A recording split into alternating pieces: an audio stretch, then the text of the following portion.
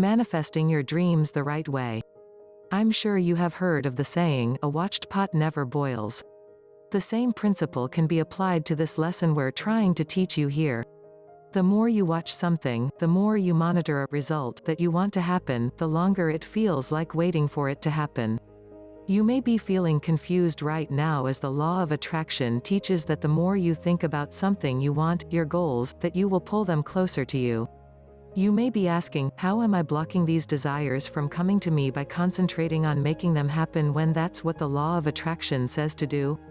Well, there's a fine line between focusing on manifesting your desires and focusing on the wrong motivation why you want those things. Even when what you want is something that's ultimately good for you, if in order to get it, you focus on the negative aspect of wanting it, then what you're actually calling towards you is the negative impact that the lack of it is putting on your life. To make it clearer, here's an example. My friend, John, has been unemployed for a few months now, and he wants a job so bad because his wife is nagging him to get one. He is pressured by the fact that his wife might leave him if he doesn't get a job soon. So he wakes up every day wishing that today is the day he gets a lucky break and he finds work already, so that the nagging will stop and he can find peace and quiet in his life again. But every time he gets disappointed with not finding a job, he gets more desperate and angrier with himself, his wife, and ultimately his life. He begins to wonder what he's doing wrong. He thinks he's manifesting his desires, but really, he's manifesting the negativity that surrounds his desires. That's why his frustrations seem to be increasing and not his chances of actually getting what it is he wants.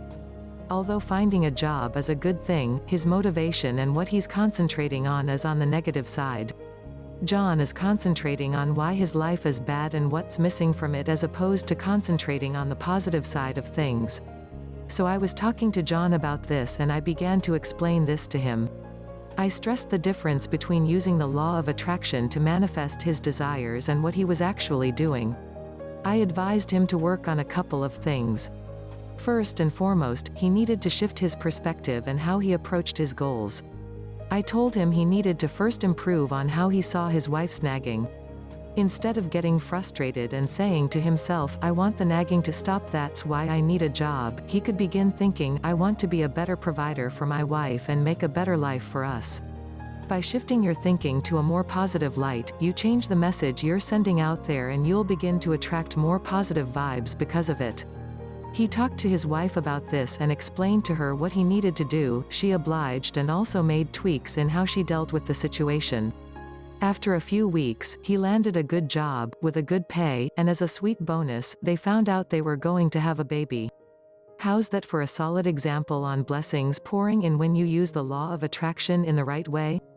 John is only one example, but there are several others that have gotten what they have been wishing for just after making the right adjustments.